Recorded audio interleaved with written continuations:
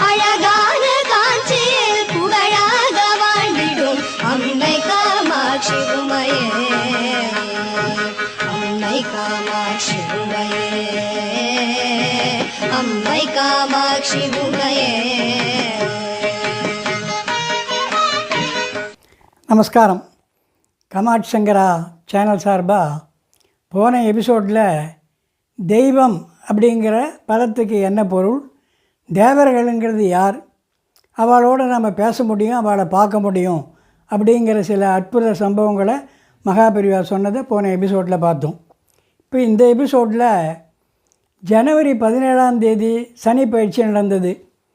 ஜோசியர்கள்லாம் ஒவ்வொரு ராசிக்கும் என்னென்ன பலங்கிறத பற்றி நிறையா சொல்லிட்டா நாம் எல்லாம் நிறையா கேட்டுட்டோம். நான் ஜோசியம் இல்லை, அதனால் ஜோசியம் சொல்ல போகிறதில்லை.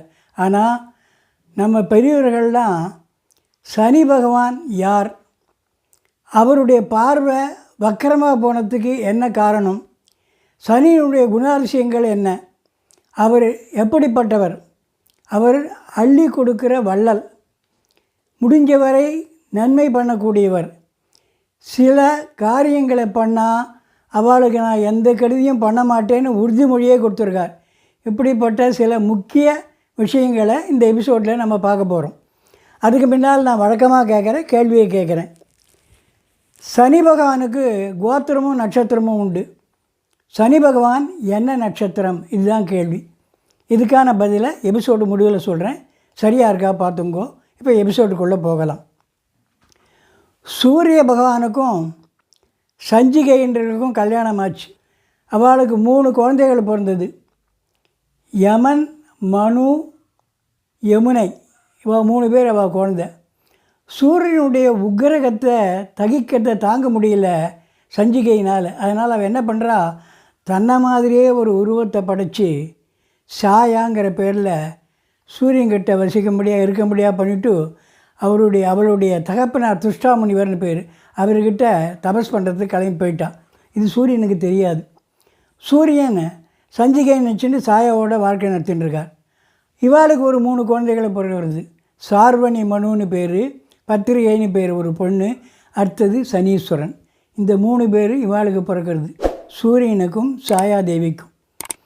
சாயாதேவி என்ன பண்ணுறா, தனக்கு 3 குழந்தைகள் பிறந்த உடனே சஞ்சிகையினுடைய குழந்தைகள் மேலே அதிருப்தி வருது, கோபம் வருது, ஆத்திரம் வருது, கொடுமைப்படுத்த ஆரம்பிக்கிறான்.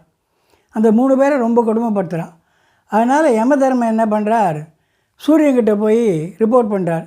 அப்பா, அம்மா முன்ன மாதிரி இல்லை, இப்போ எங்கள் மேலாம் அடிக்கடி கோவப்படுறான், எங்களை கொடுமைப்படுத்துகிறா, என்னன்னு தெரியலன்னு அப்படின்னு போய் சொல்லிட்டார். சூரியன் உடனே என்ன பண்ணார், சாயா கூப்பிட்டார். கூப்பிட்டு விசாரிச்சார், என்ன இந்த மாதிரிலாம் பண்ணுறேன், என்ன காரியம்னு. அவள் பயந்துன்னு உண்மையை சொல்லிட்டான். சொன்ன உடனே அவர் கோபம் வந்து விடுத்து. ஓ அப்படியா, சாயான்னு பேர் அவனுக்கு, அப்போ நீ வந்து சாயான்னா நிழல்னு பேர், நேலாகவே இரு அப்படின்னு சாபம் கொடுத்துட்டு சஞ்சிகை கூட்டின்னு வந்துட்டார். இதனால் சனி பகவானுக்கு என்ன ஆச்சுன்னா, சூரியன் மேலே சொல்ல முடியாத கோபம் வந்துடுது. இனிமேல் இவர் அப்பானே நம்ம கூப்பிட்றது இல்லைன்னு முடிவு பண்ணிட்டான். அப்பாவுக்கு இணையாக தான் வந்து பெரிய அளவில் வரணும், அப்பாவுக்கு இணையாக தான் கீர்த்தியும் புகழும் அடையணும் அப்படின்னு சபதம் எடுத்துக்கிறார். சனி பகவானுக்கு கல்யாணம் ஆகுது. அவர் வந்து இல்லற வாழ்க்கையில் நாட்டம் கிடையாது, அவருக்கு வந்து தபஸில் தான் அதிக ஆர்வம். அதனால் மனைவி என்ன பண்ணுறா, அவருக்கு சாபம் கொடுத்துட்டு போயிடுறார். அந்த சாபத்தினால தான் அவருடைய பார்வை வக்கர பார்வைன்னு போயிடும். அவர் பார்வைப்பட்டால் கெடுதி ஏற்படும் அப்படிங்கிறது அதனால தான். ஒரு முறை என்ன நடக்கிறது, கைலாசத்தில் விக்னேஸ்வருக்கு பிறந்தநாள் கொண்டாடுறா. எல்லோரும் ஜெய் ஜெய் ஜெயின்னு போயின்ட்டுருக்கா கைலாசத்துக்கு. இதை பார்த்த உடனே சனி பகவானுக்கு ஆசை, தானும் கைலாசம் போகணுன்னு. அவள் அம்மாக்கிட்ட கேட்குறான், நான் கைலாசம் போயிட்டு வரேன் அப்படின்னு.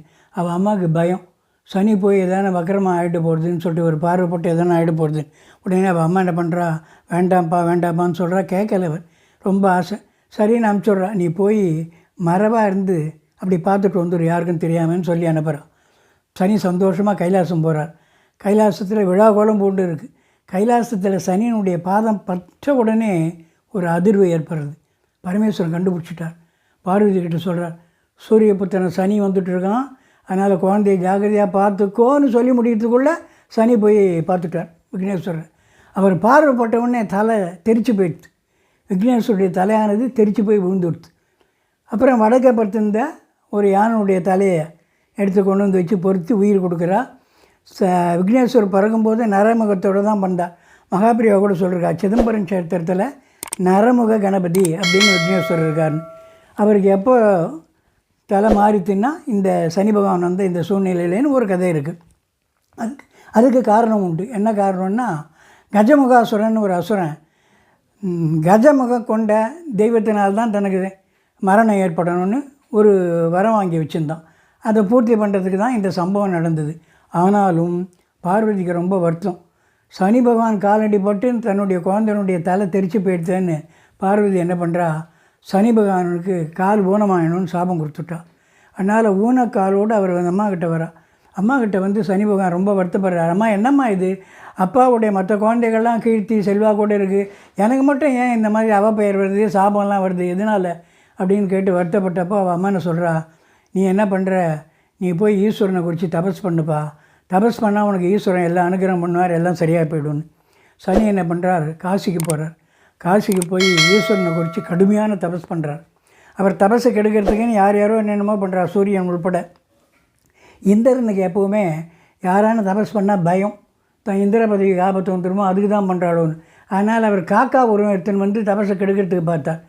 சனி பகவானத்தினுடைய அந்த தவ வலிமையினால் அவர் அடக்கி தனக்கு வாகனமாக ஆக்கிவிட்டார்.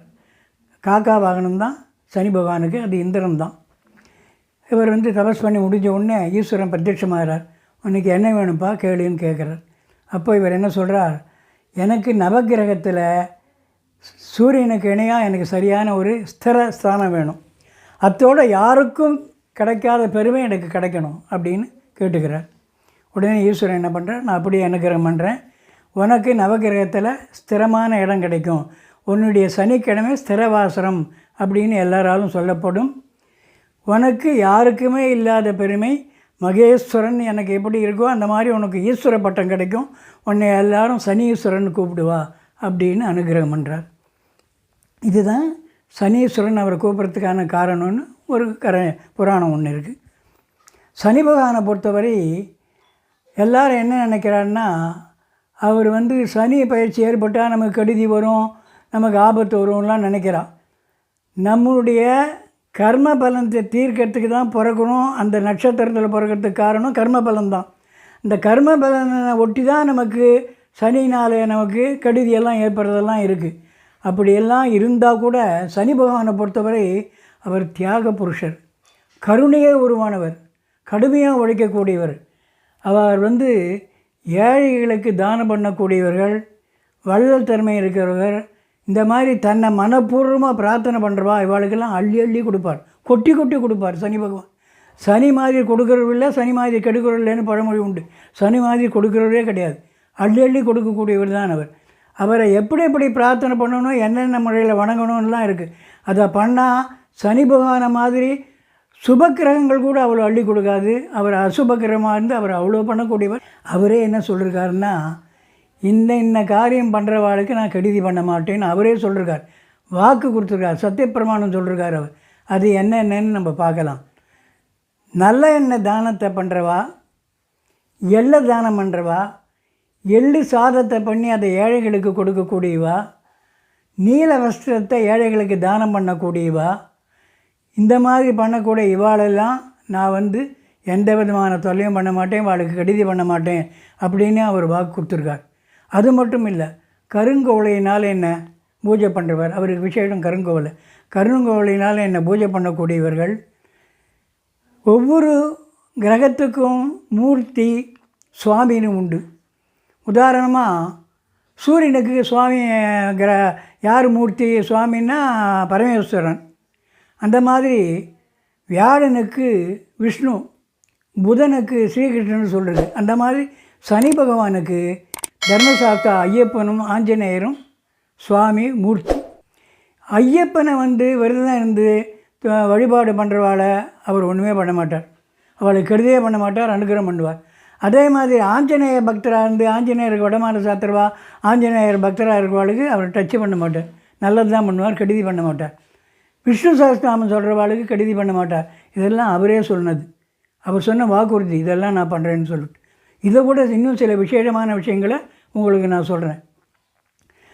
சனி பகவானுக்கு மூல மந்திரம்னு இருக்குது. அந்த மூல மந்திரத்தை தினசரி காத்தால் ஏந்து ஸ்நானம் பண்ணிட்டு சொன்னால் சனி ரொம்ப சந்தோஷப்படுவார். அவளுக்கு கெடுதி பண்ண மாட்டார், அனுகிரகம் தான் பண்ணுவார். ஓம் சனீஸ்வராய நமஹ அப்படிங்கிறது தான் அந்த மூல மந்திரம். அதே மாதிரி சனி பகவானுக்கு காயத்ரி உண்டு.